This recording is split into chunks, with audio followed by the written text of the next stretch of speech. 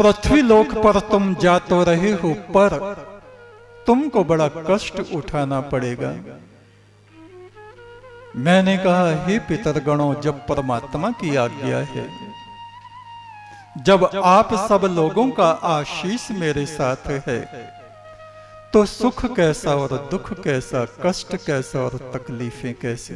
इस तरह की मेरी उनसे वार्ता हुई थी। अगला प्रश्न, जाहर दीवान देवता और ग्राम देवता भी आपसे मिले थे? बिल्कुल, वो भी मिले थे। यम की बहन जमुना, मृत्युदेव यम के साथ हम उनकी बहन के भवन में गए और वहां उन्होंने हमको जामनों का प्रसाद खाने के लिए दिया था। अगला प्रश्न है, परमात्मा तो निराकार है, फिर उससे आपकी बात कैसे हो गई? बिल्कुल सही है। बेशक परमेश्वर निराकार है, ज्योति स्वरूप है, पर हमारे यहां एक मंत्र आता है, अजो अपि यह क्रिया योगन नारायण इति स्मृतः। वह है निराकार अजन्मा, जब अपने अव्यक्त रूप से निकल के व्यक्त रूप में आता है, प्रज्ञात्मा रूप में आता है, तेजस रूप में आता है, वैश्वानरः रूप में आता है, तो वो निराकार होते हुए भी अपने भक्तों के लिए एक रूप को धारण कर लेता है। जैसे समुद्र के भीतर बर्फ की गांठ बन जाती है, जैसे आकाश में बादल नहीं है लेकिन इंद्रधनुष बन जाता है, ऐसे ही वो परमात्मा निराकार बेसूरत होता हुआ भी कोई ना कोई सूरत धारण कर लेता है। उसी परमात्मा ने पैगंबर मूसा से तूर पर्वत पर बात की थी। उसी निरंकार परमात्मा के दरबार में गुरु नानक देव को बुलाया गया था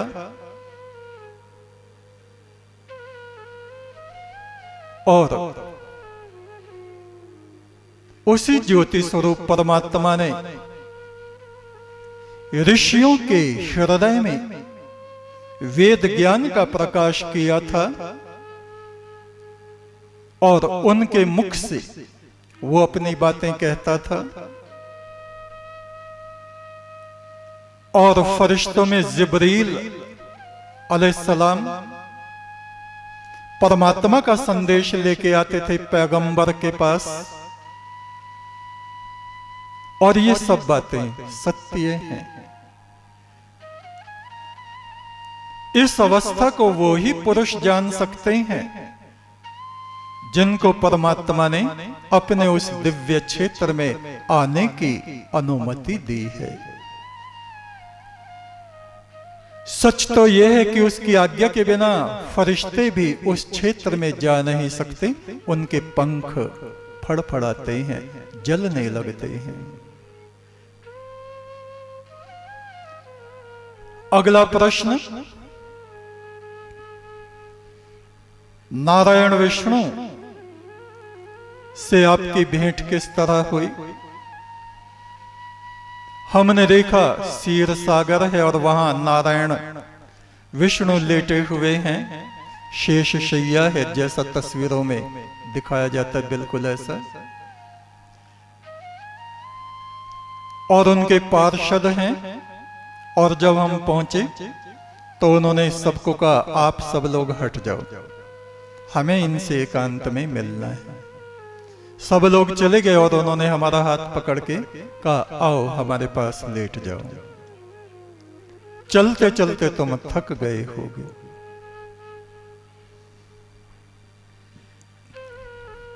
अगला प्रश्न है, हमने सुना है कार्तिक स्वामी के बारे में, क्या आपके भीतर कार्तिक स्वामी का रूप है? इसका जवाब यह है, इस बारे में मैं व्यक्तिगत रूप से कुछ नहीं जानता, लेकिन जब महादेव शिव के क्षेत्र में हम पहुंचे थे परलोक में, तो शिव ने प्रसन्न होकर देवगणों से कहा, देखो देखो मेरा पुत्र, ये कार्तिक है। और उस समय मेरा शरीर सुनहरा हो गया, बिल्कुल मेरा रूप कार्तिक स्वामी जैसा हो गया, और मेरे पास एक मोर सुनहरा आके खड़ा हो गया। दूसरा प्रश्न, क्या कुमार कार्तिकेय ने भगवान शिव को ओंकार का उपदेश किया था? देखो, कोई भी पुत्र पिता को कोई उपदेश नहीं करता, ना कर सकता है, लेकिन ऐसा होता है जैसा हमारा कोई लड़का विदेश चला गया और वहां से एक बहुत अच्छा मोबाइल ले आया, और पिता तो गांव में है, मोबाइल के बारे में वो कुछ जानता नहीं, तो पिता पूछता है, अरे ये क्या है, इसमें क्या है, ये क्या होता है, ये कैसी तस्वीर? तो वो बताता है कि पिताजी इसमें ऐसा है, इसको ऐसा करो तो ये बोलता है, ऐसे करो तो ये होता है। कुमार कार्तिकेय बचपन से ब्रह्मा जी के आश्रम में रहे, गंगा जी के संरक्षण में रहे, उन्हीं के पुत्र माने भी जाते हैं, सप्त ऋषियों के भी पुत्र माने जाते हैं। 6 कृतिकाओं ने उनका पालन पोषण किया, और ब्रह्मा जी ने, सप्त ऋषियों ने, सनकादिकों ने उनको वेद पढ़ाए। तो शिव ने उनसे पूछा, ये वेद क्या है, वेद का सार क्या है? उन्होंने कहा, वेद का सार है ओंकार, वो ध्वनि जो हमारे शरीर में और पूरी सृष्टि में गूंजती है। दक्षिण भारत में आप जाइए, नागपट्टनम जिले में, वहां पर स्वामी मलाई पहाड़ी है, और वहां पे यह स्थान है जहां पर कुमार कार्तिकेय ने वेद के विषय में और ओंकार के विषय में, उसके रहस्य के विषय में भगवान शिव को ऐसे ही बताया था जैसे कोई छोटा लड़का अपने पिता को मोबाइल के बारे में बताता है। जो पिता मोबाइल की न जरूरत समझते हैं और ना उसके बारे में कुछ जानते हैं। तीसरा प्रश्न, कुमार कार्तिकेय का कोई पिछला जन्म? हाँ, जो आप 4 छोटे छोटे बच्चे जैसे ऋषि देखते हैं, सनकादिक ऋषि, सनकादिक, सनत कुमार, सनक नंदन, सनकादिक 4 हैं। उनमें जो सनत कुमार थे, जिसके नाम से वैदिक धर्म को सनातन धर्म कहा जाता है, एक ईश्वर की पूजा, और देवगण जिन्होंने अपने भीतर ईश्वर की दिव्यता को प्रकट कर लिया, और जो यम नियम का पालन करने वाले, तपस्या करने वाले, शुद्ध तत्वों को अपनाने वाले और अशुद्धता को दूर करने वाले हैं, वे सनातन धर्म का अनुसरण करने वाले कहे जाते हैं। और कुमार कार्तिकेय अपने पिछले जन्म में सनातन कुमार थे। बाल्यकाल से ही उनको ईश्वर के रहस्य का ज्ञान हो गया था। अगला प्रश्न, आपसे बुद्ध और महावीर और ऋषभदेव भी मिले। किसी भी इंसान की ऐसी औकात नहीं है जो बड़े बड़े महापुरुषों से मिल सके। वो तो मृत्युदेव यम ने हमको उन सब से मिलवाया था, पैगंबरों से भी मिलवाया था। आदम अलैहिस्सलाम, मूसा, ईसा और पैगंबर मोहम्मद से भी हमारी भेंट वहां हुई थी। अगला प्रश्न, कृष्ण महाराज के बारे में कुछ कहें। परलोक में कृष्ण महाराज को हमने देखा एकांत में बैठे हुए थे, बांसुरी उनके हाथ में थे, बजा नहीं रहे थे। हमने कहा थोड़ी सी बजा दो, मुस्कुराए और थोड़ा सा उन्होंने बजाया। उनका एक बहुत प्रसिद्ध मंत्र है सामवेद में, अच्छा व इंद्रम मत्य स्वैर व सद्रीचर विश्वस्तीरनुषत परिष्वजंत जनियो यथपतिम मर्यन्न शुन्ध्यम मधवानम ऊतये। हे परम ब्रह्म, हे जगत के सम्राट, हम जो तेरी आराधना करते हैं, तेरी स्तुति करते हैं, वे स्तुति के शब्द अंतरिक्ष से होते हुए तुझ तक पहुंचते हैं और वापस अमृत बनकर हम आत्माओं के ऊपर बरसते हैं। अगला प्रश्न, कबीर, नानक, रविदास, धन्ना भगत, वाल्मीकि आदि ये भी आपसे मिले? बेशक मिले। और ये सब महापुरुष हैं और इनसे इनका ज्ञान प्रकाश हमें प्राप्त हुआ। अगला प्रश्न, आपके निर्जल उपवास कब से प्रारंभ हुए? लगभग तभी से जब से परलोक यात्रा हुई, उसके बाद से ये उपवास और हर घंटे की आराधना प्रारंभ हुई।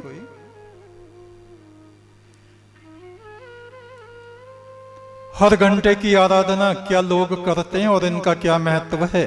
बहुत से लोग करते हैं और जब बार बार आप उस परमात्मा को याद करेंगे तो वो परमात्मा भी आपको याद करेगा और आपके भीतर प्रकाश पैदा होगा।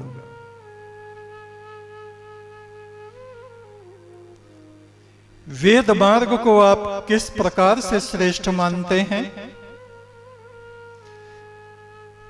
क्योंकि वेद मार्ग, वेद में जो मंत्र हैं, जो वचन है, वो निष्पक्ष हैं। वेद किसी का पक्ष नहीं लेता, वो स्पष्ट वचन है, स्पष्ट वाणी है। ईश्वर ने जो ज्ञान की प्रेरणा ऋषियों में की, वो सत्य ज्ञान है। उसके बाद के जितने ग्रंथ हैं, किसी भी संप्रदाय में हो, उनमें कहीं ना कहीं कुछ धुंधलापन सा दिखाई पड़ता है, पक्षपात जैसा दिखाई पड़ता है। किंतु वेद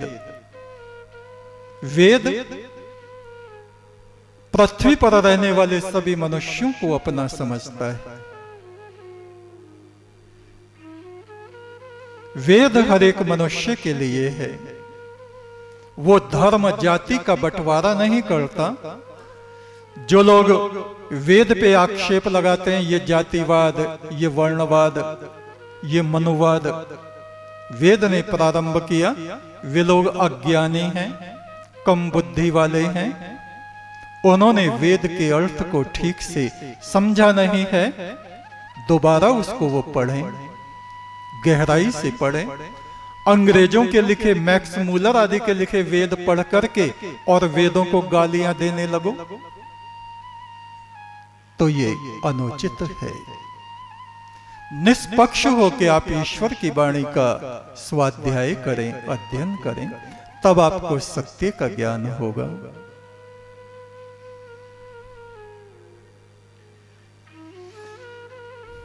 अगला प्रश्न, आपकी दृष्टि में अन्य धर्म कैसे हैं? धर्म तो केवल एक ही है। सच बोलो, दूसरों की सेवा करो, किसी को कष्ट मत दो, ईश्वर की आराधना करो, पूरे मानवता की सेवा करो, ये है धर्म। और बाकी जिसको हम धर्म कहते हैं, वे हैं संप्रदाय। उनके तरीके अलग अलग हैं, लेकिन उपासना एक की ही है। और उनमें जो सब अच्छी बातें हैं, उन अच्छी बातों को हम स्वीकार करते हैं। और मानवता के विरुद्ध यदि उसमें कोई बातें हैं तो उनको हमें ग्रहण नहीं करना चाहिए।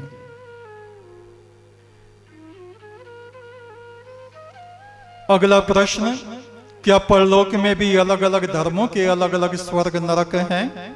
ऐसा नहीं। मानसिक लोक हैं, मनोलोक जिसको हम कहेंगे, साधारण आत्माओं के लोक, जहां अपनी अपनी मनोवृत्ति के अनुसार लोग रहते हैं, अपना अपना चिंतन, अपना अपना उनका जीवन है। लेकिन जब उससे उठ के वो ऊपर के मंडलों में जाते हैं तो वहां वे अपनी सब बातें भूल के केवल ज्योति स्वरूप बन जाते हैं और ईश्वर में उन्मुख हो जाते हैं। अगला प्रश्न, जब तक हम लोग पृथ्वी पर जीवित हैं हमें क्या करना चाहिए?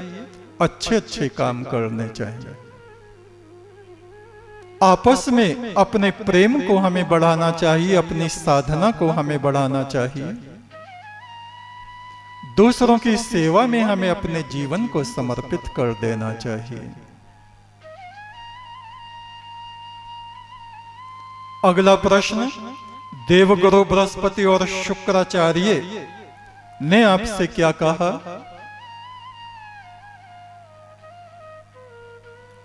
देवगुरु बृहस्पति ने कहा, जो देव धर्म है, देवताओं का धर्म है, उसको आप बढ़ाओ। शुक्राचार्य ने कहा, प्रेष्ठम व अतिथि स्तुषि मित्रमेव प्रियम अग्ने रथन वेद्यम। परमात्मा अतिथि के रूप में हमारे हृदय में स्थित है। इस जगत को उसने किसी सुंदर रथ की तरह बनाया है, वो हमारा मित्र है। संसार के मायावाद में हमें नहीं फंसना चाहिए, मिथ्यावाद में हमें नहीं फंसना चाहिए। अपने जीवन का हमें सदुपयोग करना चाहिए। और अंतिम प्रश्न, नवयुवकों के लिए, भारतवर्ष के लिए आप क्या संदेश देंगे? ये हमारा देश देवताओं की भूमि है। धन्यस्तुते भारत भूमि भागी। हम लोग धन्य हैं, भाग्यशाली हैं जो इस भारतवर्ष में हमको जन्म मिला। सर्वे भवन्तु सुखिनः, सारे जगत के सुख के लिए, शांति के लिए, विश्व शांति के लिए हम लोग कार्य करें। मनुष्य मनुष्य में भेद ना करें। अपनी अंतरात्मा को निर्मल बनाए, पवित्र बनाए, जिससे हम उस पवित्रता का संचार, प्रेम का संचार, शांति का संचार दूसरों में, दूसरों के हृदय में, पूरे विश्व में कर सकें। एक तू सच्चा, तेरा नाम सच्चा।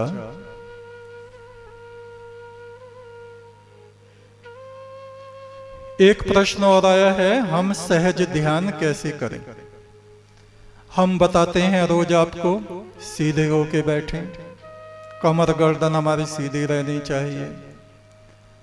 ये ध्यान मुद्रा है। अंगूठा और तर्जनी उंगली को मिला के घुटनों पे रखना चाहिए।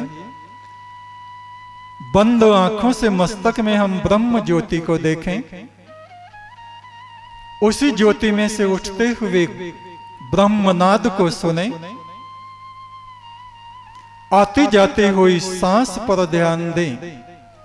ये जो हमारी सांस है, ये उस परम ब्रह्म की सांस है, उसी की आवाज है, उसी की विद्युत इन सांसों में, प्राण शक्ति में प्रवाहित हो रही है।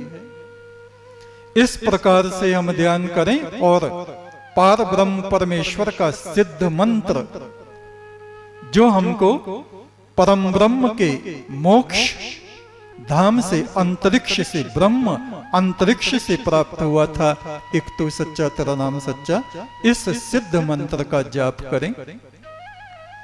इसको जपने से कुछ ही समय में, कुछ ही दिनों में आप अपने भीतर ईश्वरीय सत्ता को अनुभव करने लगेंगे, ऐसा हमारा विश्वास है। एक तू सच्चा, तेरा नाम सच्चा।